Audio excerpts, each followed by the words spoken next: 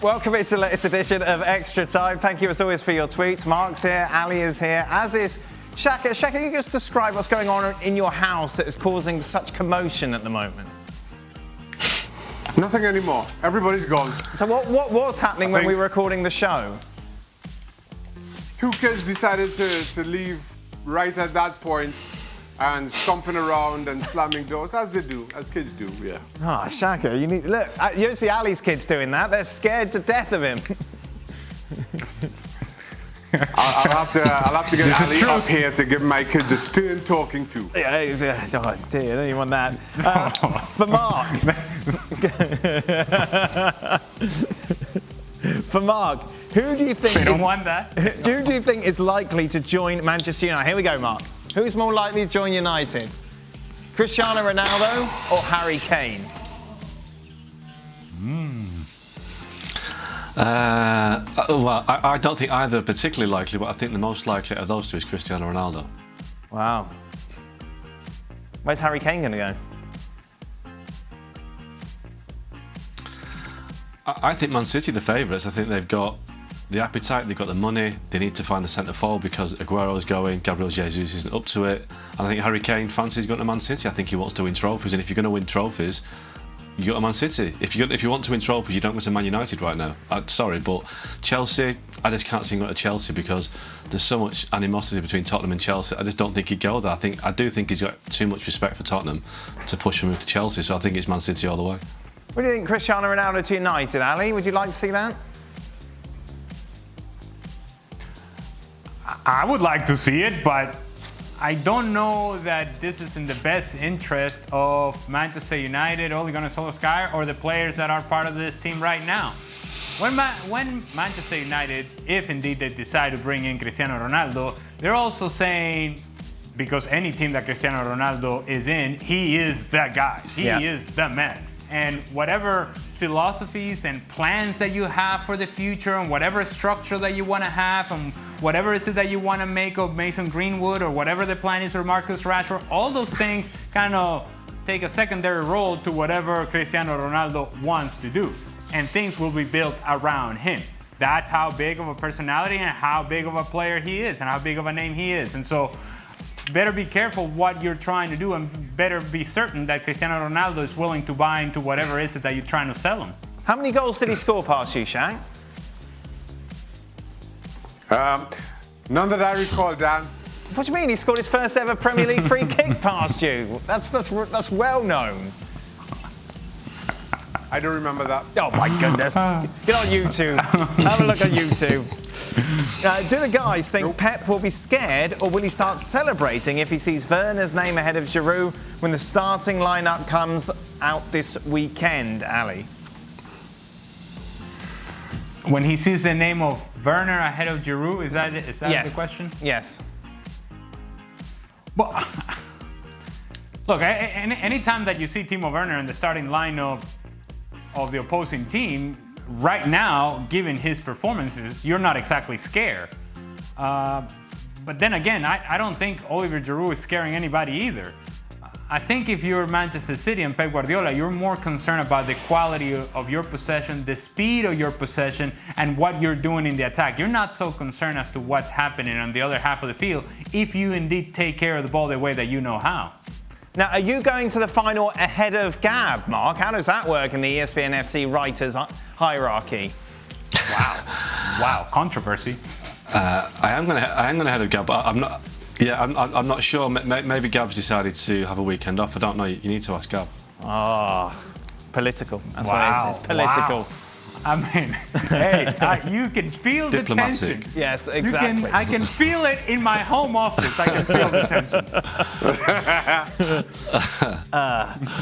If Liverpool do not sign any more players this window, and let's assume they do sign Konate, do you guys think they will still compete for the title next season? And by that I mean compete with primarily City, Shaka.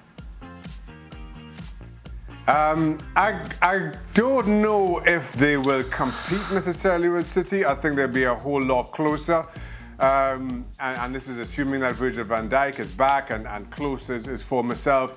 I think they'll be closer. But Liverpool have stagnated for the last 12 months. And, they had a lot of injuries, City do, Shaq. as Mark, what's that? They had a lot of injuries. Yeah, that's right. That's But why they they've stagnated. done nothing other than that, other than try to cope with injuries. So if everybody is back fit as they were a season ago, they're back as they were a season ago. They've stagnated. And if City completes the signing of Harry Kane, as Mark has been alluding to, I think they put further distance between them and everybody else, including Liverpool. Have Liverpool got any money, Mark? Nope. Not really. No, they haven't. I mean, let's be honest. The financial situation of COVID has really hit Liverpool hard, so they may have to move people around. And they're losing Wijnaldum. I think he's going to move on out of contract, free agent, so they have to replace him. So Liverpool have got a problem. They haven't got a lot of money to spend unless they sell a player. And the one player that you could think they would sell is potentially Mo Salah. But we get back to the Paul Pogba situation. Who's got the money to sign Mo Salah this year? Who needs Mo Salah this summer? So I think he'll stay. And I think Liverpool, they'll be closest challengers to City next year because Van Dijk will be back, Joe Gomez will be back. But the midfield is beginning to age a little bit. And you know, my view on that is I think they should try Alexander Arnold in midfield at some point to see if he can be their legs and the long-range passer that they might need. But you know, that's something for Jurgen Klopp to look at. We've heard them linked to Jadon Sancho. Is that all pie in the sky, Mark? I just don't see where he fits in. You know, don't forget Diogo Jota came in last summer, had a great season. I'm not quite sure where Sancho fits in at Liverpool in terms of what he'll cost and whether he'll start. You know, they've got a lot of players at Liverpool. They've got Moreno, they've got Salah, they've got Jota. So I think that's a bit of a red herring, to be honest. I think if he's going to go anywhere, Sancho will be more likely to end up at Man United.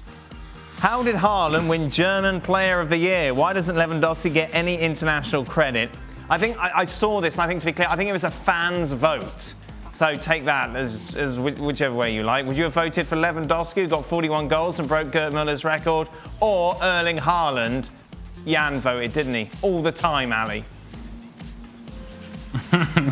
Yeah, he did. Yeah. And particularly when you see the outfit that Haaland was wearing the other day on his way to Monaco.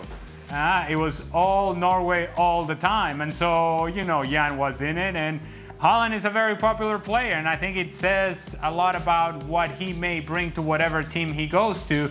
But there is no doubt that the player of the year in Germany, the world, and beyond is Robert Lewandowski. Jan was just up all night spamming that vote button. Would this England team be considered a failure if they fail to reach at least the semi-finals of the Euros, Mark? I think within England it would be considered a failure, but I think outside of England I think it wouldn't be considered a failure because I think maybe in England we misjudged the strength of other teams, and I think, look, if England win the group, they will play Germany, Portugal, or France in the second round, and I wouldn't take them to beat Portugal or France. They might beat Germany, so I do think England have got a tough path to the semi-finals, and I just don't think England can pass the ball well enough. So I don't think midfield good enough to make them a contender. So I think they'll be very fortunate to get to the semi-finals, and I can see them getting knocked out in the second round, to be honest. Yeah, it's crazy that they're favourites. Finally, Shaka, what's the greatest performance you've ever seen from a goalkeeper in a single match? How high would Alisson against West Brom rank? You can't talk about any of your games here, Shaka. Oh, don't worry, I'm nowhere near. The greatest performance as seen by a goalkeeper, Peter Schmeichel, playing for Manchester United at St James's Park. I think it probably would have been about April 1996. Cantona scored, United won 1-0, but Schmeichel won Manchester United the league that day, without question, and I stand by that. I don't think Alisson's performance against West Brom comes anywhere close to matching how good Schmeichel was that day. It was phenomenal to witness. We know Shaka now has an empty house, but I heard more background noise, and I'm being told it may be in the Ogden household. Oh. I think it's getting close to bedtime. Yeah, I think bedtime's approaching. What is going on around here? What is happening? I thought you had teenagers. How old are your kids, Mark? Let's go. Well, my little girl's 10, so you know she's primary school age. Wow. We need like a super nanny program with Ali going around to these houses. Well, I'm available. We need to get back in the studio. I don't believe that the kids will be happy about this. I don't think anyone would be happy. There may be a little bit of backlash, a little bit of pushback. I'm just saying. Just bread and water for 7 days in an empty room. That would be pretty much Ali's technique. That is it. Thank you very much, everyone. ESPN FC is back tomorrow. We'll be reflecting on the Europa League final. Be sure to join us. Well, thank you very much for watching ESPN on YouTube. For more sports highlights and analysis, be sure to download the ESPN app. And for live streaming, premium content, and let's not forget as well, ESPN FC 7 days a week. Subscribe to ESPN Plus.